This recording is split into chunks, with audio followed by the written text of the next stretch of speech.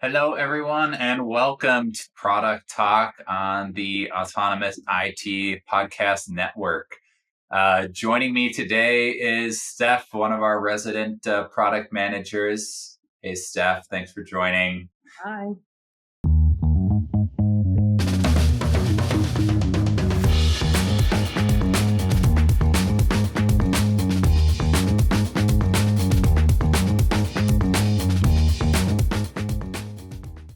We have a great lineup of content. We've got some discussion around stuff that's recently come out that you all should be aware of.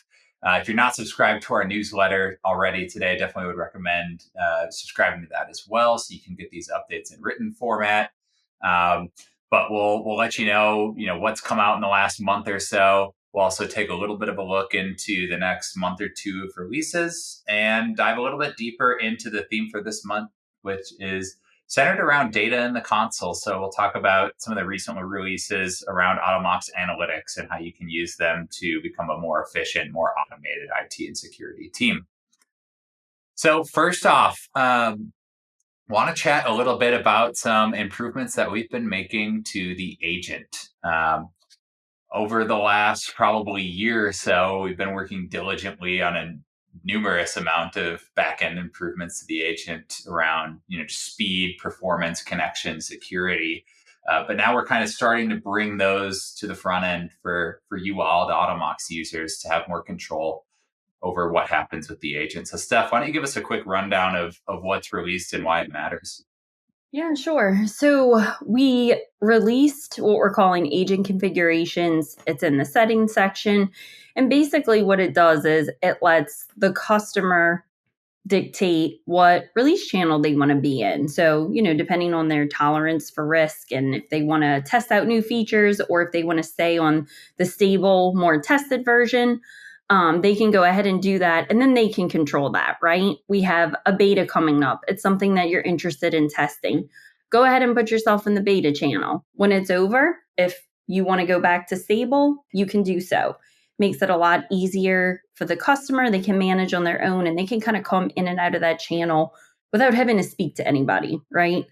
Another thing that you can control in there is whether or not you auto upgrade. So if you want to turn that off because you want to let the new agent sit for a while before you deploy it to your endpoints, great.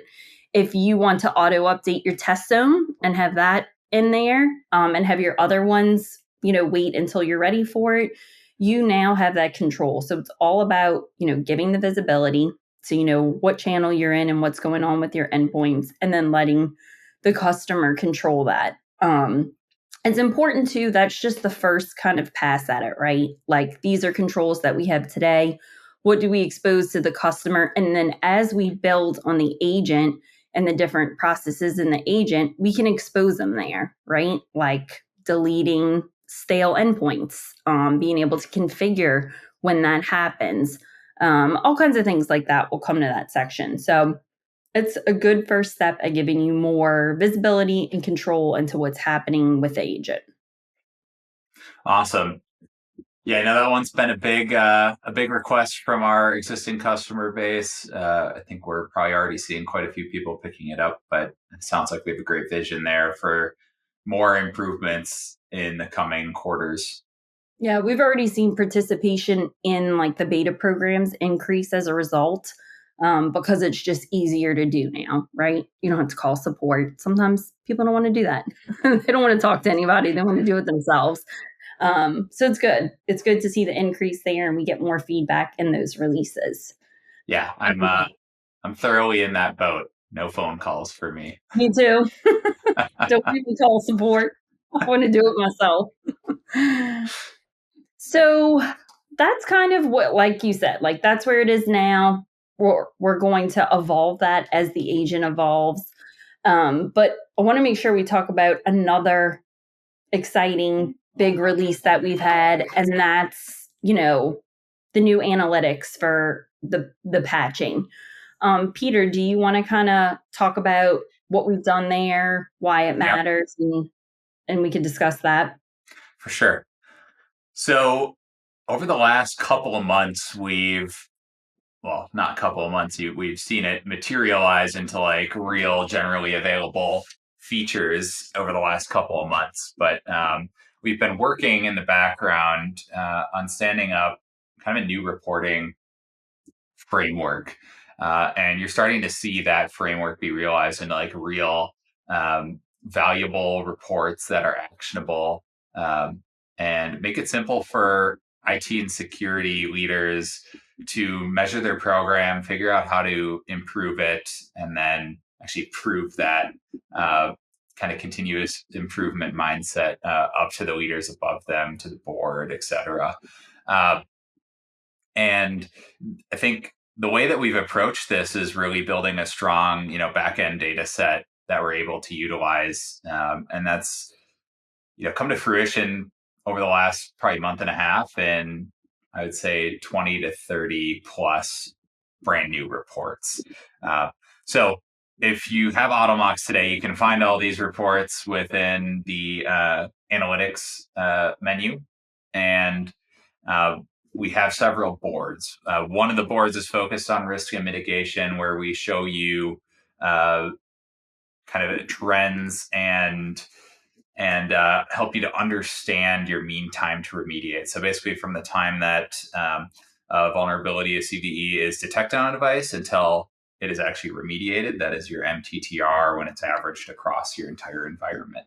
And that generally is considered a really solid measure of how you're doing in proactively addressing cyber risk. And really, for most organizations, a good MTTR generally indicates a pretty sophisticated level of automation, because most teams don't have enough people to go and fix this stuff manually when it pops up. For reference, we are right now recommending people shoot for around a 7-day MTTR, which seems maybe a little insane if you're familiar with MTTR. But when you look across our entire customer base, the average Automox customer is actually achieving today a 17-day MTTR across their environment, which is pretty great. And we think that with this report, we're actually going to see that number start to burn down. And the reason is we've given a variety of additional reports within the risk and mitigation dashboard to show you the path to actually reduce that MTTR, right? So you can see all your policy schedules, when your automation's running, how often it's running, and it will actually help you identify the stuff that you're missing from a device perspective, from a severity and vulnerability remediation perspective. Maybe some of that stuff you didn't scope into your automation inadvertently or on purpose, and now you've forgotten. So you can find that stuff and go and fix it in Automox, and you can also double check that your schedules are going to get you to the point that you want to be with remediation. So that's huge. The other side of this actually is more specific to just patching, which with the Patch Impact and Performance Board. This one was released within the last couple of weeks. This one's probably 20 plus reports, multiple pages. You can see, patch history, success and failure records. You can filter by a variety of criteria like operating system, groups of devices, organization, etc. And it provides a lot of help in measuring the effectiveness of your automation program, once again specific to patching. But then you can also see, how you're doing at a high level over time in patches applied, how your program scales relative to the number of devices. So if your MTTP, mean time to patch, stays relatively level as your devices grow, as your business grows, right? That would indicate you have a great scalable program set up. So there's a ton of information here. And we'd recommend you all check it out. Yeah, it's true analytics, right? It's not like a report. You reporting on what you've done in the console. It's giving you stuff that you can go and use to tailor your approach and make a difference. And it's a path forward on how to do so. Yep. Yeah, and I think it reflects what we hear from our customers, which is generally, I have 1,000 tools that tell me everything that's broken. I don't have many tools that actually help me to fix it or show me how to fix it. And we've carried that into our data and reporting philosophy with analytics. And we have a ton more coming here in the coming quarters. So keep an eye out. Keep listening to the podcast, sign up for the newsletter, et cetera, because we've got more stuff to announce here that we're really excited about. The other side of automating things and addressing vulnerabilities and patches and fixing them proactively with automation is actually making sure you have the surface area to go and fix as much as possible. By surface area, I'm talking about operating systems, right? We have taken the approach of covering as many operating systems as possible, so you're not trying to duplicate automation across multiple tools, one that's specific to Windows, one that's specific to Linux, and one that's specific to Mac. So Steph, why don't you give us a quick rundown just over the last month, the new operating system support that we've introduced? Yeah, sure. So we now officially support Windows Server 2025, and then for Linux, Fedora 41 and 42. And like he said, you're just going to keep kind of seeing those come. We keep up to date with that, and we'll continue to support the new ones, and you'll continue to see more stuff like that release. So we're super excited. Awesome. So I think that's a lot of what's come out over the last few weeks, really. Now looking ahead into the next few months and over the summer, we've got some more great stuff coming around data and analytics, and we believe that this is kind of the first step on a pretty great journey that we're embarking on in surfacing more details initially, but then eventually making those details actionable. So the first step of this, what you may have seen announced in early May, is announcing our device inventory details. These are essentially, we're going to be surfacing 300 plus new data points for Windows, Mac, and Linux. That's 300 each, right? They're each going to have at least 200 to 300 new data points around services and processes, security information, networking information, device health and status. A ton of stuff visible within the existing device details page when you click into a device. That's going to be coming this summer, so we're super excited to announce that. If you go on our website today, automox.com/device-inventory, you can see the full catalog of stuff that's going to be available and visible within the platform. And a lot more news to come there within the next couple of quarters. We'll keep you posted on the podcast. Yeah, and Peter, like with that new data will also come the refresh design of device details, right? Because that's a lot of data points. So how do you make that consumable and usable from the customer's perspective? So our product design team has worked really hard to figure out how do we surface it? What does that look like? How best for people to consume that information? So just another point with it. It's more data presented in a better way. Yeah, we have a great UX team and program. We talked to Josh last podcast about kind of new Cosmos design philosophy and bank to make things more consistent and modernized within the platform.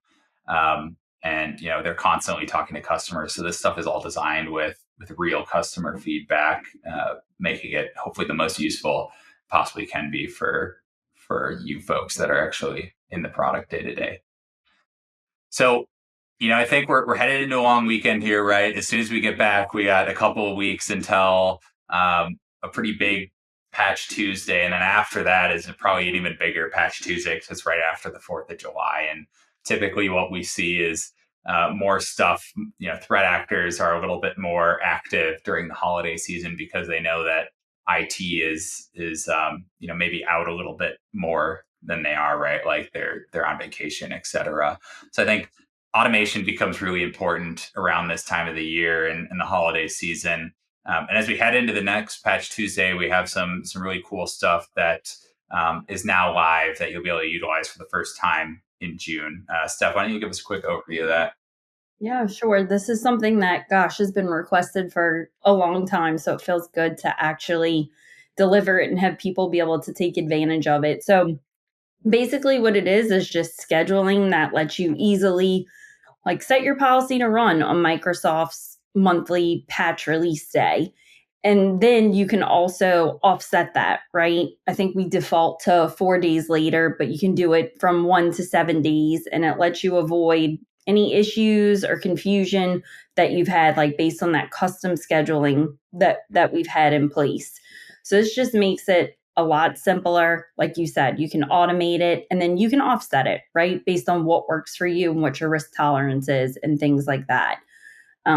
So we're really excited to have it out there and for you guys to be able to take advantage of it for our next big patch Tuesday. Excellent. Yeah, and I think on that note, that's a great place to tie things off today. A little bit of a different format, right? We talked about stuff that's been released the previous month and some of the stuff that's imminent. Let us know if you like this format. Would love to hear your feedback. Thank you, Steph, for joining us today. And until next month, everybody, hope your June goes smoothly. We'll talk soon. Bye, guys.